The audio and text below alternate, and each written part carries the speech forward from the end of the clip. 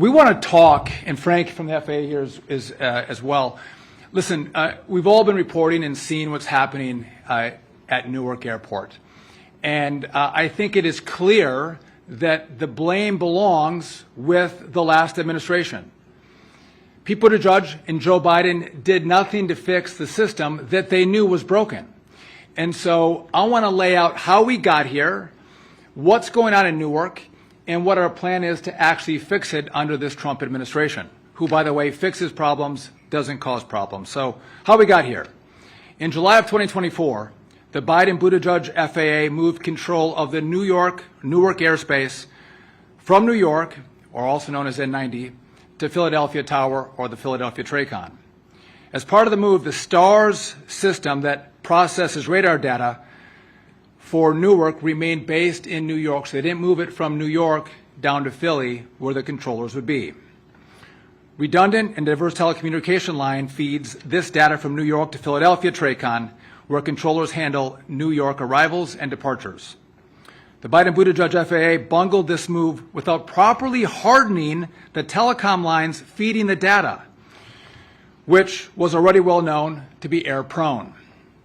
Without addressing the underlying infrastructure, they added more risk to the system. In fact, there were issues in October and November under Biden and Buttigieg that would have highlighted to the prior administration that the underlying hardware would continue to cause problems. That, along with their overall neglect of our whole aviation system and the aging issues that we've highlighted over the course of the last several weeks, were clear mistakes of their administration. So let's talk about where we are now. What's going on in Newark? So a trio of recent equipment issues at Philadelphia on April 28th, May 9th, and May 11th affecting communication radar displays has highlighted the antiquated nature of the nation's air traffic control system, which is still using copper wires and other outdated technology. The incidents on April 28th and May 9th resulted in very brief outages that impacted the STARS radar data displays going down. The most serious of these outages lasted approximately 30 seconds.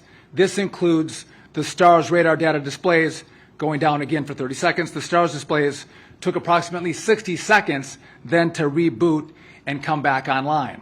So there's been some discrepancy, 30 seconds versus 90 seconds. The outage was 30 seconds, but then the displays took another minute to boot. That's where you get 30 and 90 seconds. But the telecom was out for 30 seconds. The outage also interrupted the phone line and radio frequencies for a very short period. This is how controllers talk to pilots. Radio frequency connections to phone lines via voice switches are the primary way those controllers do talk to pilots. These frequencies returned almost immediately, which is why you heard pilots actually telling airplanes that they couldn't see them with the radar. They were able to talk to the airplanes, but couldn't see the radars or the airplanes on their scopes. These issues, along with staffing shortages at Philadelphia and runway construction at Newark, have led to the delays for passengers. So in response, on Friday night, the FAA implemented a software update to prevent future outages. The software patch was successful, and our redundant lines are now both working. We know this because on Sunday there was an outage. You all reported on that. And the outage was the main line went down, but the redundant line did stand up, meaning our patch, our fix worked. Now, because of that, the controllers who had seen this the prior two times, when they saw the main line go down, they were concerned. Even though they could see airplanes and talk to airplanes, out of an abundance of caution, they actually shut down the airspace for 45 minutes. But we still had our scopes and our telecom functioning on Sunday morning. So it's important to note that, and we're going to talk about this in a little bit, this system is so old that even if you have high-speed fiber information coming in to a TRACON or a tower, the equipment that we use is so old, the information has to be slowed down. It comes in too fast. It has to go at the speed of copper wires. So again, we have two issues: the reliability of the telecom, but also the old equipment that we're using paired together are causing a lot of issues in the system. So let's talk about what the Trump administration is doing moving forward to fix the problems that were left to us from the Biden-Buttigieg administration. Now, while these temporary software fixes that I mentioned earlier that worked on Sunday morning should prevent future outages, the core issue is the telecommunication lines. Here's what we're doing to fix the telecom. One, I'll be requesting an OIG investigation into the failures of the last administration and the decisions that were made to move the TRACON from N90 in New York down to Philadelphia, and the work that was done to plan for this move and making sure that the lines were hardened. The FAA today is assembling a tiger team of experts to fully fast-track the fixes that we've identified need to be done to make sure this works. The FAA has replaced copper lines with fiber lines at Newark, JFK, and LaGuardia. That work is done. It was done in the last couple weeks. However, it's going to take another week or two to be testing those two lines before we flip the switch and make them live. We're also, we're going to flip that, but it's 1 to 2 weeks. It's going to actually happen, we hope, at the end of May. We have spoken with the heads of Verizon and L3 Harris to understand why the telecom issues persist and how we can expedite those fixes. And again, we work with L3 Harris as our contractor, and Verizon is on the ground offering the support on the lines that run actually the telecom into the TRACON. They've assured me that this work is their top priority, especially Verizon. I spoke with their CEO yesterday. It's a top priority. They're going to move this work as fast as possible to get efficient and effective lines working for Newark. The goal is to add 3 new telecommunication connections between New York and Philadelphia. This will provide more high-speed, reliability, and redundancy, so if one goes down, we are assured that the others will stand up. The goal is to have this done as soon as possible. I'll give you an update as soon as we hear back from Verizon on how quickly they can progress with this work. Let me be clear. Even with these new lines, we still, as I mentioned, have to dumb down the data feed from these outdated systems inside of our towers, our centers, and our TRACONs. Again, I showed this last week. We're using equipment that looks like it's off the Apollo 13 set. And so today we have high-speed fiber, but when it comes into the TRACON, we do slow it down so it can be used by the old equipment. Our hope is to have high-speed fiber connections and then new technology in these towers, in TRACONs and centers, so we can maximize the use of American airspace. Number 5, the FAA is deploying a temporary backup system to the Philadelphia TRACON that will provide redundancy during the switch to a more reliable fiber optic network. This system will ensure that if both fiber connections fail, at the same time, air traffic controllers will still be able to communicate with aircraft and with other controllers. This fortifies communications, ensures it is uninterrupted if a dual fiber failure occurs. The FAA is going to establish a STARS hub at the Philadelphia TRACON so the facility doesn't have to pull that data from New York. So again, we're pulling it from New York. We want to bring that down to Philadelphia. By the way, the STARS system should have been brought down to Philadelphia before this TRACON was moved. Biden and Buttigieg did not bring it down. They just quickly moved the TRACON without having STARS in place and without testing how hard the equipment actually was in regard to telecommunications. Using existing statutory authority, I have as the Secretary of DOT. The DOT will convene a delay reduction meeting this Wednesday with all airlines who have flights at Newark. The goal is to have a manageable number of flights land at Newark. Families shouldn't have to wait 4 or 5 hours for a flight that never takes off. By lowering the number of flights, we can ensure the ones that are kept, they do actually take off and they do actually land. This authority hasn't been used in over 20 years. As I've stated publicly, if Congress approves our plan, the President's plan, to build a brand new air traffic control system, work at Newark is going to be a priority. We will do that first. And so, again, to recap, I'm going to pass it off to the administrator. We're in a situation where telecom is going down. And it's taken some time to isolate the problem. And we believe we've done that, but I don't think we're out of the woods yet.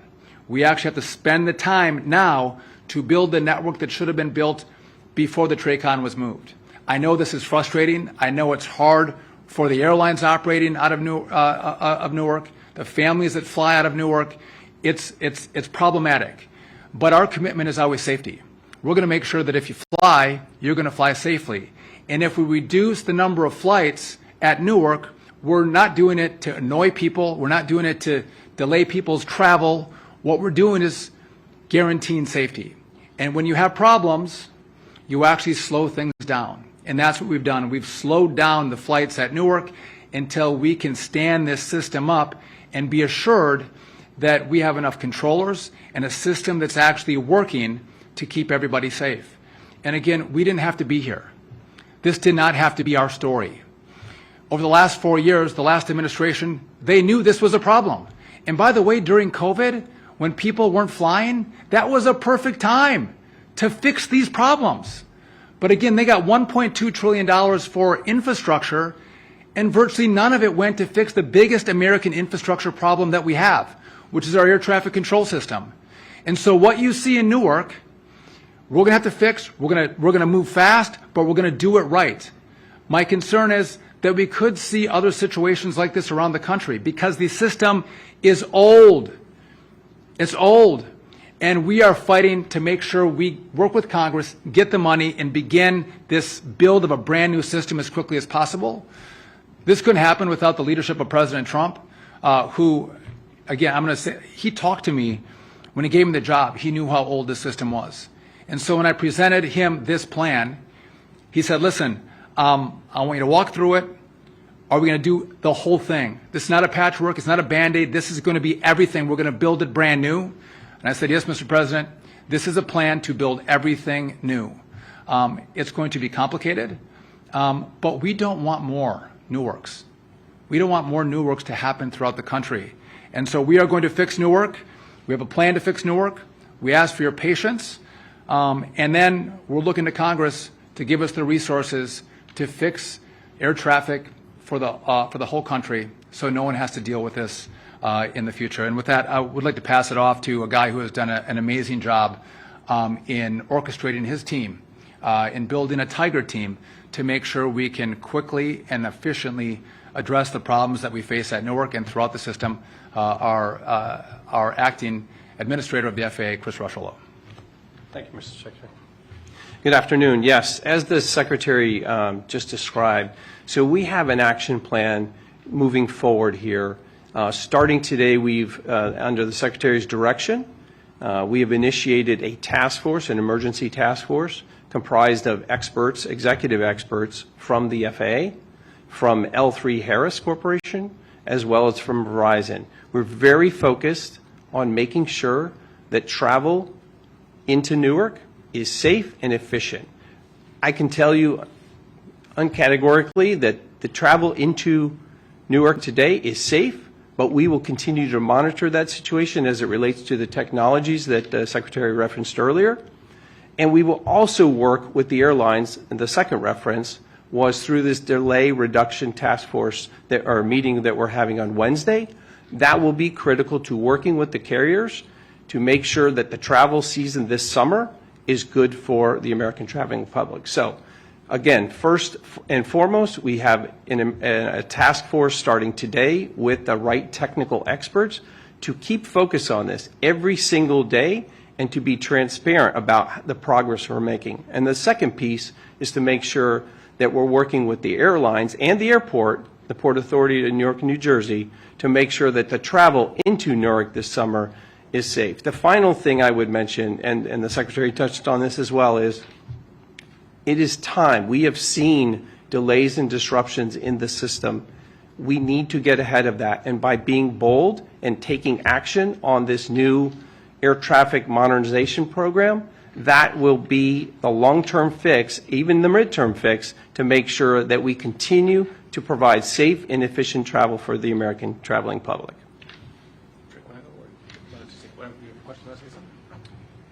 Thank you, Mr. Secretary. As a former controller and now as a manager that helps oversee the air traffic organization, top to bottom, in all my conversations with our management team and with the controllers, they look forward to new infrastructure. They look forward to the commitment that is being made by this administration and the leadership by Mr. Duffy to work on equipment that is younger than the children that they have. I will tell you, when I was in the Air Force and I was a controller in 1999, I actually was the test bed for STARS. That's when STARS first came out, was in 1999 at Eglin Air Force Base. We tested that. As a controller at Albuquerque Center, it was almost 20 years ago where the ERAM system came in. That's our automation for our en route centers. And the issues that we have with static on the frequencies were problematic then. It's exponential now. So we look forward, Mr. Secretary, to the new infrastructure, top to bottom. We applaud your efforts, sir. Thank you. So we're happy to take any questions if you have any. Yes. Mr. Secretary, thank you. Could we see more air traffic controllers from better staffed towers come to Newark to help out? I'll take a stab at that. Tell me if I'm wrong, but it does take time to train up controllers from other areas. So if they move from the Potomac Tracon and move up to Philly, it takes up to a year to train them on that airspace, Frank. Am I right on that? Average certification time, sir, for N90 is 2.5 years, but with our accelerated program, we hope to have that reduced quite a bit by a year to a year and a half, 2 years. So it could be a year. So even you have a 20-year experienced controller, they move to a new airspace. It takes them a long time to train up. So we don't have the ability to just snap our fingers and move controllers around. It takes time to train up specifically on the airspace in which they control, which is why the staffing becomes an issue, and you got to see over the horizon on how you make sure you have enough in training to deal with any shortfalls that may come in the out years. Yes. You've been saying that this is decades-old problems, and these issues have been present for years and years and years. So why didn't this administration initiate changes in their first administration? Well, I think what we saw is the cracks that you are now seeing today were highlighted actually over the last 4 years. We were seeing more and more of it. And the president has said this a number of times. He had a plan to come into the second part of his administration because he knew what was going on to actually fix it. Some money, some billions of dollars were allocated from the last administration to this effort, and it was wasted. You don't see any result of any money that's been spent over 4 years. And by the way, they had no problem spending money. They spent a lot of money, and they didn't spend the money here. The president was understanding the cracks at the end of his administration and was going to fix it 4 years ago. But the last administration, they did nothing about it. And so as things get old, you get to the point where you're starting to hear some rattles in your car. That's probably the sign you bring it to the shop. The last administration was hearing the rattles, and they basically kept driving and didn't do anything to fix it. Yeah, Grady. Thank you. First question's on Newark specifically. Last week, I think it was, United CEO said that the FAA regularly approves more than 80 flights per hour in Newark, even though it also tells the airline that 77 is the maximum. So I guess the question is that true? And if so, why is it happening? And then what's the target for reduction? Yes, it's a great question. I would say to you, currently we're running essentially 24 to 28 arrivals. There's a lot of things that factor into the way the controllers can safely manage air traffic in and out of Newark. So that could be staffing, that could be technology, that could be weather. And all of those decisions are made based on the ability to safely manage that traffic in there. So there's no 70 flights an hour. There are arrivals and departures when you do the math. But at the end of the day, what we're talking about is safe arrivals, safe departures. Right now we're running a variable rate between 24 and 28. We expect that will continue. Again, when the construction project finishes at Newark, we will have an ability to kind of manage some additional traffic. But first and foremost, we're going to make sure our controllers are comfortable handling the workload they have. and then making sure that all those other parameters are factored into the decision to accept arrivals. And what do you think an appropriate target is? I know you still have the meeting coming on Wednesday, Right. but do you have a number in mind going into it? So I'll start from a place of whatever's safe to bring in there, and we're going to work very closely with the carriers and the airport to make sure that that is appropriately communicated to traveling public as well. Mr. Secretary, one for you. In his previous term, President Trump advocated for the privatization of ATC. I know you've said that you don't want to go that route. I'm wondering if you've spoken with the president about that and what changed since then. So I haven't specifically talking to the president about privatization. I don't recall whether he was supportive or not. But what we have to do is unify Congress. This is not a Democrat or Republican issue. It's an American issue. And privatization is an issue that divides people. And if once the president and I and Chris are done building a brand new system and they want to have a conversation about privatization, they can do that. We'll be long gone. But if we have that, nothing is going to happen here. And there's more risk to the airspace. I'm not going to have more risk to the airspace. And so I want to keep everyone together, R's and D's. We're all wearing the same American shirt. Let's get it done together. Yes. Hi, Ali from Bloomberg News. I wanted to ask about Wednesday's meeting and kind of piggyback off the question about flight reductions. So I saw that the notice mentioned the FAA was going to propose no more than 56 total operations per hour, 28 arrivals, 28 departures. When you're talking about reductions, is that going to be proportional based on how many flights the airline has out of Newark? And then also which airlines are attending Wednesday's meeting?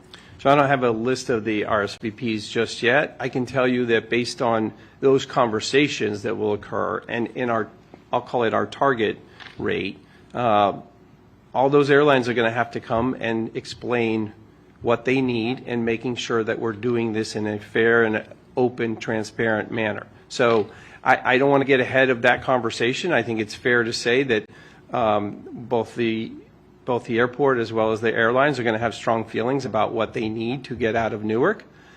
We will have those conversations, and as a result of that, we'll make those decisions public. And I think it's important to note we don't want to front run that conversation. Again, we're convening the airlines and having an open and constructive dialogue with them. We hope. Yes. Hi, yeah, Will Geisman with the Air Current. Just wanted to clarify. So, the move of N90 from Long Island to Philadelphia has kind of been in the works for years, as I'm sure you know. Are you specifically criticizing the way the move was done, or the fact that the airspace was moved at all? What I'm criticizing is the fact that I don't believe the telecom was adequately tested, because if it had been tested, they would have seen the errors that they saw in October and November of last year under their administration, and we wouldn't be seeing the errors in the telecom right now. So they didn't test it, and before they moved the TRACON, they should have put the STAR system down at Philly. That would have hardened the system. And so there was a number of things that weren't done in preparation for the move, which has left us in the situation in which we now have these reductions and cancellations at Newark. Yes. Sam Ogazalik at Politico. You mentioned a backup system at the Philly TRACON and then also a software patch on Friday. Are those the same things, or can you distinguish what the differences are, if there are any? So do I want to take this? Do you want to go? I'll try it, and then if I get it. So because the telecom is so fast coming in, and we have to slow it down. When the primary line went down, and we switched to the backup line, the system we have in place was not adequately slowing down the feed, and so it overloaded that line and it went down. But again, we are trying to slow speeds down to 1990 speeds for 1980 equipment, right? So we're going to build new high-speed, resilient fiber lines, but we also then need technology from today that can take the speeds. And so because they're mismatched, the second line got overloaded and went down. That's what happened in both both 2 weeks ago and on Friday morning. Did I get that right, Frank? Am I close? All right. So is the backup system operational right now? I know the software patch has been deployed. So the software patch actually worked on Sunday morning. So that's why we didn't lose radar, we didn't lose telecom on Sunday morning, but the primary line went down. And when that happened the prior 2 times, the whole system went down for 30 seconds. So the controllers were concerned, and that's why they did a ground stop for 45 minutes. However, we didn't lose telecom and we didn't lose scopes this Sunday. The backup line and the fix worked, so the backup line was functioning the way it is supposed to. Does that make sense? Okay. Yes. Yeah, Dave Shepardson from Reuters. So Verizon has a $2.4 billion contract the FAA signed in 2023 to replace the copper wire. Why do you think it hasn't happened faster? And what's the medium-term solution? Right? You mentioned the software patch, the short-term fix, but when we have assurance that the system is modern enough, at Newark at least, to ensure that this doesn't happen again? They signed a $2.4 billion contract, the last administration did with Verizon. Do you know how long it was going to take to actually implement that $2.4 billion contract, which, by the way, was not enough money to build out fiber throughout the whole system? It was a 15-year contract. So this contract was just signed. They have another 12 years to complete the work, which was idiotic from the last administration. And so we're trying to repurpose and get Verizon to move more quickly. They've been good partners. They're trying to accommodate the needs of the FAA and the flying public. And again, we're going to need more money on the telecom front. That was just a part of it. And we can use some of that money for what work we're doing here. That was the first part of your question. The second part was? This current system requires a lot of maintenance. I think some of these outages may have gone down when maintenance was occurring. So how do you have, what's the roadmap to a medium-term solution where we don't have these type of outages? Or will the backup system be enough? So in Newark, we have, again, we've taken out the connections at the airports that were copper. We've made them now fiber. So we have fiber connections at the airports. We're testing those right now. We go through a 2-week test period before we flip the switch. End of May, we should be able to flip the switch and bring the fiber online. But we're having problems with some of the lines we're currently using. So we are pushing our contractors to actually fix these telecom issues that we have right now. And it was supposed to be the end of the summer. I don't want to give you a date because you're going to hold me to it, but we are pushing them to radically speed up the time frame in which they can deliver new telecom into the Philly TRACON, which should resolve the issues that we're experiencing, over the last 2 weeks. Yes. Yeah. 2 questions. One is, I know you said Newark will be a priority. Will it be the #1 priority given the confluence of problems that we've seen? Yeah. So I think we're going to be able to do. We're going to have to do more than one location at a time, but yes, priority #1 is going to be Newark. And then I understand you're placing a lot of the blame on the previous administration, but these problems are happening now under the second administration. Are you just unlucky, or are there some real issues that need to be addressed under this current administration? If you buy a used car, you drive it home, and go to bed, wake up the next morning, drive to the store, and it breaks down, is it your fault, or is it the guy that you bought it from sold you a lemon, right? So we have to recognize, again, because I think a lot of the media tries to say, oh, this infrastructure is failing under the first 100 days of the Trump administration or Sean Duffy as secretary. And I think that is a known falsehood, known lie by the media. You all know that it's been cracking. Those of you who cover aviation, there's been telltale signs, there's been conversations, there's been congressional hearings on this, and the fact that the last administration did nothing should be reported. The fact that they spent $1.2 trillion and really invested zero in this massive infrastructure build that America needs, aviation needs, and they didn't pay attention to it at all. That they would have moved the TRACON from N90 down to Philly and wouldn't harden the network and wouldn't move the STAR system down to Philly shows, I think, a lack of focus. And maybe when you work from home, or maybe when you work from Michigan as a secretary, you're not focused on the real issues that are taking place throughout the airspace. And that's what was happening at this department. They were focused on what we call a cockpit versus a flight deck. We had to change notice to airmen to notice to air mission, right? That was the focus, as opposed to you have a cracking system and let's get the money to fix it, or let's at least start the fix in that system. They didn't do that. And so I've inherited it.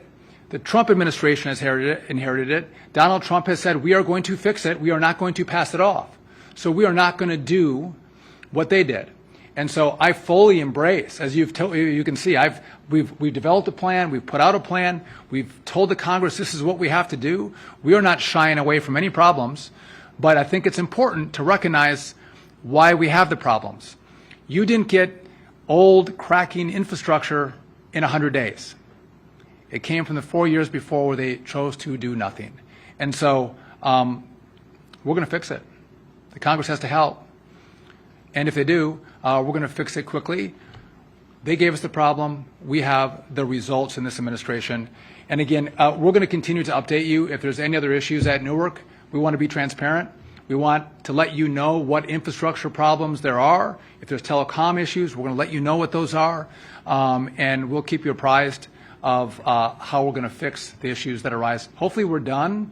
I'm not going to tell you we're done. My hope is that we're done. But as Chris Rushlow indicated, we are about safety. And I know there's frustration about the number of flights at Newark. I get that. I fly out of Newark. My wife flies out of Newark. My kids fly out of Newark. It's frustrating.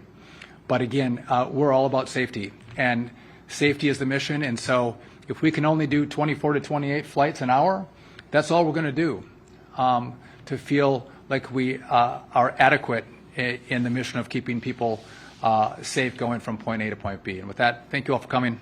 We'll keep you updated as things develop.